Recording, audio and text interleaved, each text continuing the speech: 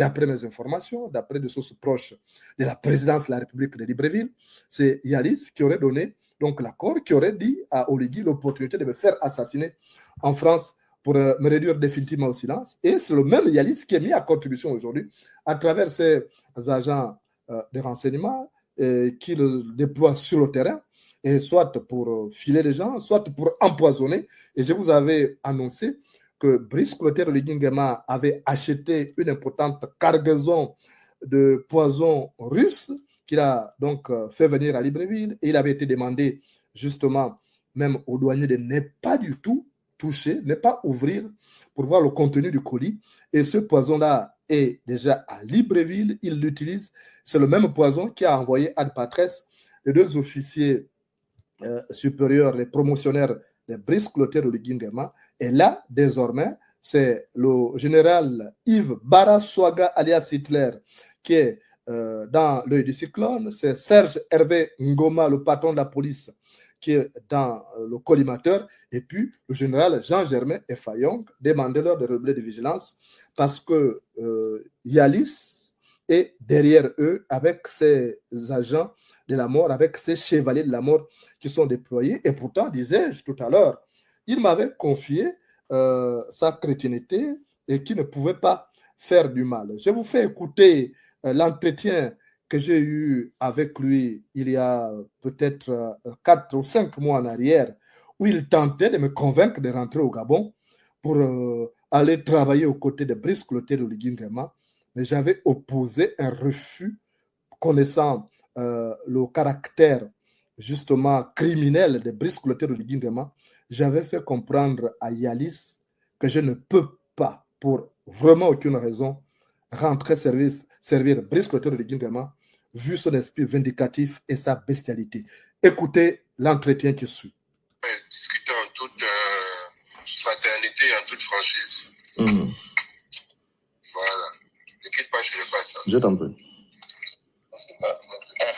Bonjour, mon frère. Bonjour, mon frère. Comment tu vas? J'imagine que tu me connais déjà. Non, je sais. Je connais. Tu me connais bien. Je crois que tu m'as même vu grandir. Ah ouais? Pour la petite histoire, Ngoulmé Léré, là, c'est ton beau-frère, non? Ah oui, bien sûr. Ouais. Mais mon père, c'était son grand ami au camp Hawks. D'accord. Ah, tu vois, le Gabon, tout le monde se connaît, tout le monde est parenté dans ce pays. Hein. Yalis, Papa Ngoulmé Léré avec Okassa Maka, je crois que c'est ça ou bien? Ouais, si, c'est ça, ouais. Ah, tu vois? Parce que dans ce pays-là, tout le monde se connaît, hein. C'est un petit pays. Bien parenté. Ouais. Je crois que tu as connu mon père. Même avec Ngoulmé Léré, tu connaissais comment le comportement était de mon père. Je crois que c'est le même comportement que j'ai. Ouais. On est très méfiants. Et baptisé catholique, communié catholique, avec tous les événements que j'ai reçus dans ma vie, je crois que Dieu me parle et je fais tout pour respecter les principes de Dieu.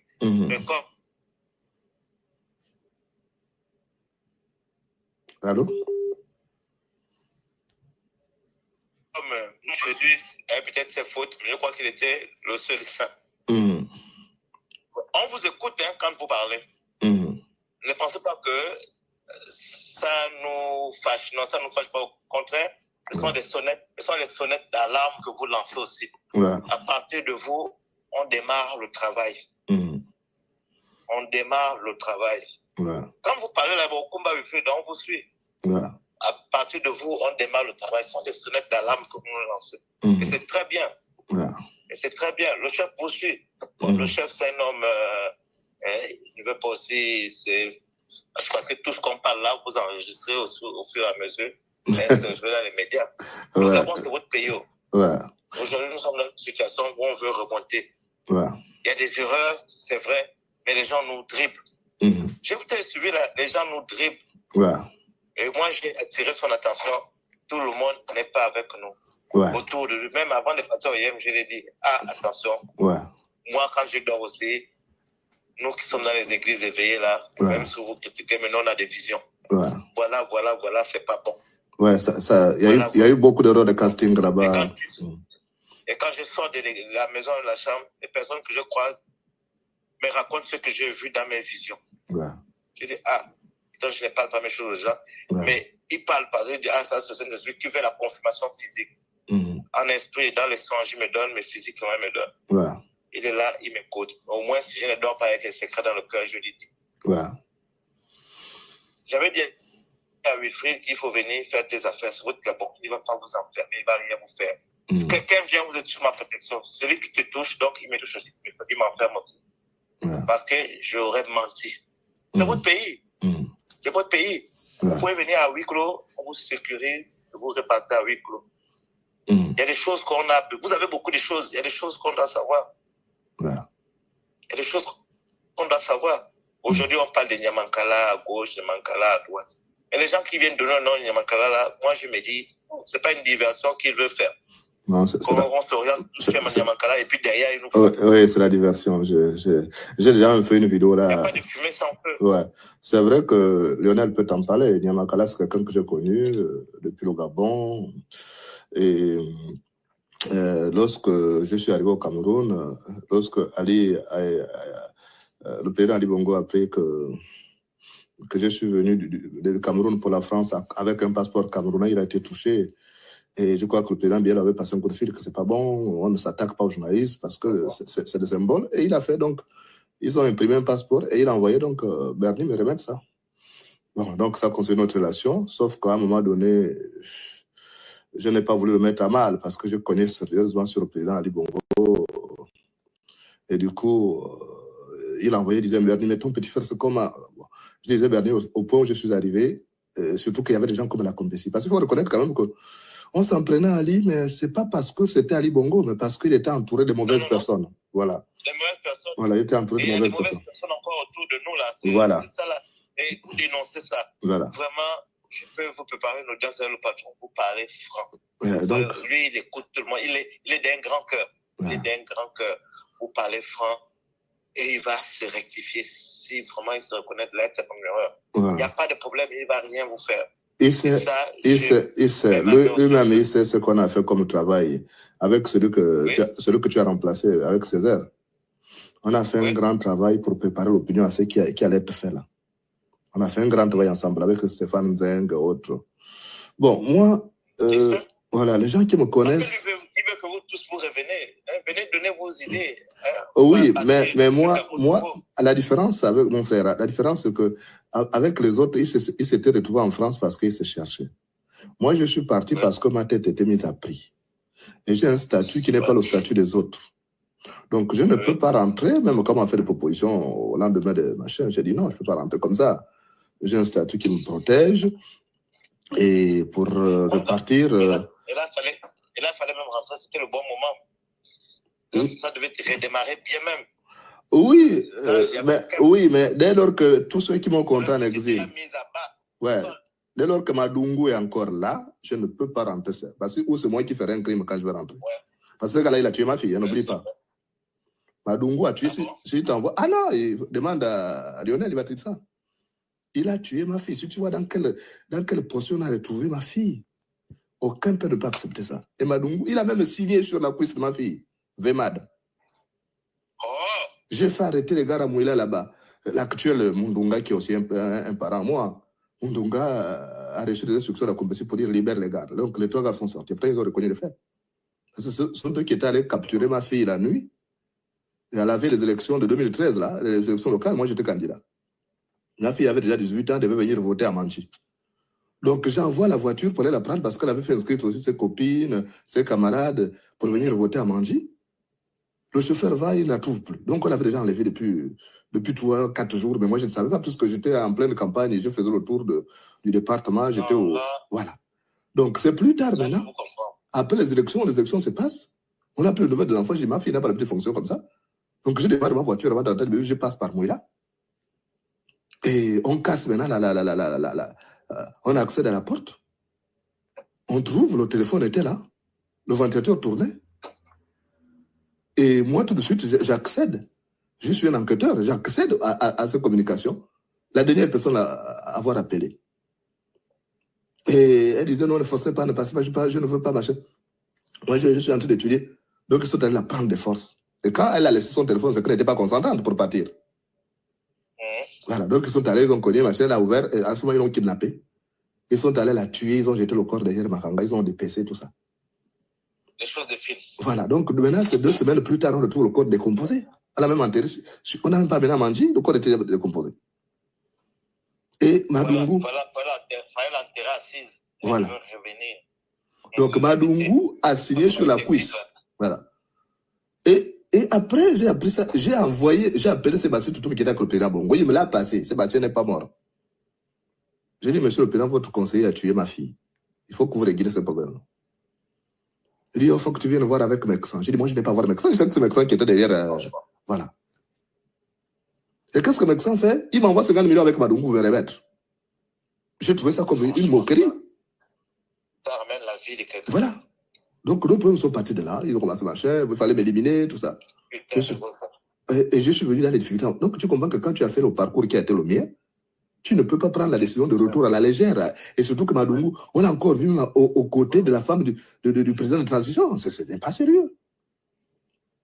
C'est qu'elle doit être en prison. C'est un tueur. C'est reconnu de tous. Il y a de tous les éléments. J'avais mis ça à la disposition de la justice. Tout le Gabon. Mais je n'avais jamais de preuves. Là, je vois un exemple palpable. Voilà. C'est typique.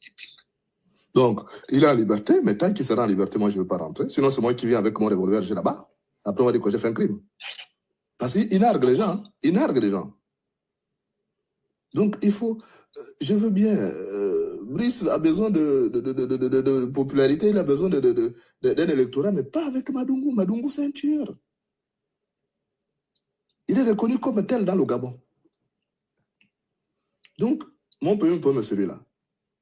J'ai un statut, je ne peux pas rentrer. Je verrai bien. Tu as vu que j'ai perdu maman, je l'ai enterré à distance. Ça va être facile. Pour nous, les hommes, nous sommes des matriarcats, on est plus attachés à nos mamans. Voilà. Donc maintenant, ils ont fait ce qu'ils ont fait. Ils ont même déjà envoyé des gens pour dire que s'ils rentrent, on le prend et tout. Il y a même les gars de B2 qui sont allés aux obsèques de maman. Ils pensaient que tu allais venir là déguisé et tout, mais non, je ne suis pas fou. Ils vont te prendre que tu as fait quoi? Voilà. Rassure-toi, tu as ma protection. Je vais voir le patron, on va parler calmement. C'est ton pays, même si tu fais 2 jours, tu ne devrais pas, personne ne va t'arrêter. Mais soyons logiques aussi, un peu. Tu viens, les gens sont en tort. Donc toi, on va te condamner, que tu as dit quoi? Tout le monde... mais mon frère, la preuve c'est... Est-ce que tout ce que vous parlez aussi, c'est faux? Voilà. C'est vrai, et ça nous permet à nous, les services de renseignement... Mais il ne voit pas ça. Il ne voit pas ça. Regarde un peu... Voilà, regarde un peu l'histoire. Moi, quand j'étais allé, quand Moudi Onzi a tenté de m'abattre à l'Assemblée nationale, quand je vais me plaindre maintenant à la PJ, c'est moi qu'on vient arrêter. Mais ça fait un traumatisme. Hein. J'ai passé la nuit à la DGR là. Hein. Le lendemain, j'étais libéré. Heureusement qu'il y avait des officiers supérieurs qui disaient non, il n'a rien fait. Et qui m'ont aidé à sortir du Gabon. Ouais. Donc, je suis sorti aujourd'hui vivant. Tu comprends que quand tu as vécu ça là, non, tu ne peux pas rentrer à la légère. J'ai tout perdu. Tu as raison. J'ai tout perdu au Gabon. Non, je te comprends. Donc, moi, je ne... Quel que soit ce qu'on va te dire, donc tu comprends. Bon. Lionel connaît. Lionel, c'est mon frère. Ouais. Vraiment. L'or et l'argent appartiennent à Dieu. Te promettre quelque chose là, papa, moi-même, je me cherche. Je suis là, je fais le travail comme Dieu même. Je n'ai pas demandé un poste, c'est Dieu lui-même qui m'a envoyé. Moi, quand je dis au président, c'est Dieu qui est l'instrument de Dieu, c'est Dieu qui te met dans mon chemin. Je suis là, je travaille selon la volonté de Dieu. Et je ne laisserai jamais mes églises. Je suis toujours dans mon église. Et je sais qu'après cette vie-là, il y a une autre vie. Bien sûr. Donc, moi, j'ai dit soit à mes éléments, ne salissez pas la DGSS. Avec vos habitudes, mauvaises habitudes là. Je ne peux pas tout vous contrôler ce que vous faites derrière moi. Mais celui qui plante le piment va récolter le piment. Ce n'est pas les mandarines. Hein. On parle du principe que celui qui plante le piment, je ne veux pas entendre parler de la DGSS. La DGSS ne doit même pas exister. Faites votre travail de renseignement à mener. L'histoire que Misère, Kourakou faisait là, je ne veux pas entendre parler de ça. Ils se sont salés dans les trucs. Ces pratiques-là, je ne veux pas entendre parler de ça. Regarde Césaire. Tu as vu ce que Césaire a fait? Je connais. Voilà. Je suis pas là. Moi, il voulait m'éliminer. Il a fait venir des gars là-bas avec la complicité de Michael Moussa et tout. Et le gars, ça a fini par fuiter et c'est arrivé chez moi. Si j'étais méchant, c'est que j'allais le mettre en prison, il est ici. Parce qu'il a quand même espionné un réfugié politique, il connaissait que ça. Mais j'ai eu pitié, ses parents m'ont appelé pour dire laisse. Bon, Je le sais, mais Césaire, je prie Dieu pour qu'il touche son cœur afin qu'il... Ça me fait plaisir parce que, en fait, quand t'entends parler, Ngoulméré là, c'était le grand ami de mon père. Au Kassamake, là, ça sont nos bons grands. Ils m'ont vu petit, même toi, je crois que vous m'avez vu petit, au camp Roxa. Moi, c'est d'origine gendarmerie, c'est en 2020 que, quand il a pris le commandement de la GEA, qu'il m'a amené à ses côtés. Ses côtés, et j'ai joué franc jeu avec lui. Je ne vais jamais le trahir. Je vais jouer franc jeu avec lui. Il faut le rassurer. Tu le rassures que je n'ai rien contre lui personnellement. Je n'ai rien contre lui personnellement. Oui, non, tout ça, on sait. C'est un jeu qu'on fait et c'est bien normal. Ça active les gens. Même celui qui avait l'intention de faire, quand vous sortez ça là-bas, ils disent, oh, ça là, les gens sont au courant. Même si c'est faux. Mais même si vous faites ça par inadvertance comme ça, les gens se méfient. Voilà. Ça attire l'attention. Et tout le monde ne peut pas aborder dans le même sens. Il faut toujours des divergences pour que les gens trouvent une entente sur quelque chose de plus important. Voilà, mais si tout le monde dit c'est bien, c'est l'erreur. Après, on va dans le pétrole. Non. Il faut le plus, le moins. Il faut tirer la sonnette d'alarme, c'est bon. Bon, de toute façon, moi, je te comprends. Vraiment, c'est très touchant ce que tu veux me dire là. Non, reste là-bas, c'est pas grave. On va travailler à distance. Quand tu as des choses, n'hésite pas. Je suis ton fils. Je ne suis pas ton petit frère. Si tu es le beau-frère de Ngoulméré, c'était l'ami de mon père, c'était de mes papas. Au Kassamake, c'est mon grand frère. Il n'y a pas de problème. Donc, c'est ça. Maintenant, viendra. Je vais observer à distance. Les gens autour de lui veulent l'embrouiller parce que c'est clair, on l'embrouille. Oui, ça c'est évident. Dans les nominations, vous voyez comment ça se fait, c'est pas bon. Les gens le trompent. On ne peut pas tout contrôler en même temps. On ne peut pas tout contrôler, le pauvre. On est obligé de prier pour lui pour qu'il tienne sagesse et discernement. C'est tout. On va le soutenir. C'est tout. Non, de toute façon, on vous soutient. Comme je disais, l'or et l'argent appartiennent à Dieu. Tu vas toujours entendre là mes paroles bibliques. J'aime toujours m'inspirer des prophéties bibliques. L'or et l'argent appartiennent à Dieu. Je ne peux pas t'offrir quelque chose. Mais je ne te promets rien. Lionel, c'est mon frère. Il n'y a pas de problème, on va travailler ensemble. Pas de problème, on va travailler ensemble. Aidez-moi dans ma tâche. Vous êtes plus informés que moi. Ça, je vous le dis. Non, c'est ça. Vous êtes plus informés que moi, je vous le dis. C'est ça.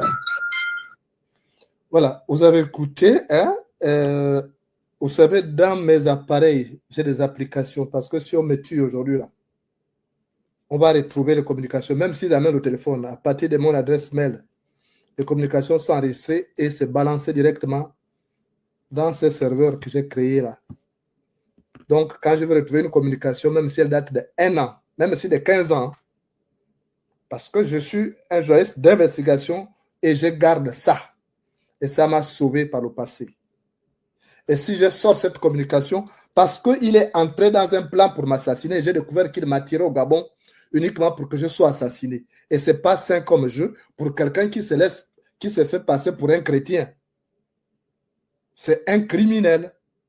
Et on a empoisonné les gars qui sont morts là. Il a une part de responsabilité. Les promotionnaires, des Oligui Nguema qui sont morts, ce sont les gardes de renseignement qui les ont empoisonnés. Et donc, le fameux David Yalis qui se fait passer, qui veut dire que je dois le considérer comme mon fils. Mais c'est un criminel. Donc, je ne peux pas protéger. Il y a des milliers de personnes qui m'appellent, je ne regarde pas ces communications, ce n'est pas important. Mais pour des gens comme ça, le jour où ça pète, je repars aux archives, puisque tout est archivé en fonction des dates. Et là, vous avez écouté. C'est Oligui qui l'envoie vers moi. Mais Oligui a derrière les idées de m'assassiner, comme il va assassiner les généraux là. Vous avez vu qu'hier, il a commis une bêtise. Hier, il a envoyé. Vous avez vu, il est venu commenter. Il faut qu'on retrouve, voilà. Il est venu me menacer de mort en direct. Vous voyez? Il a écrit, je te fais la promesse que l'on aura Jonas.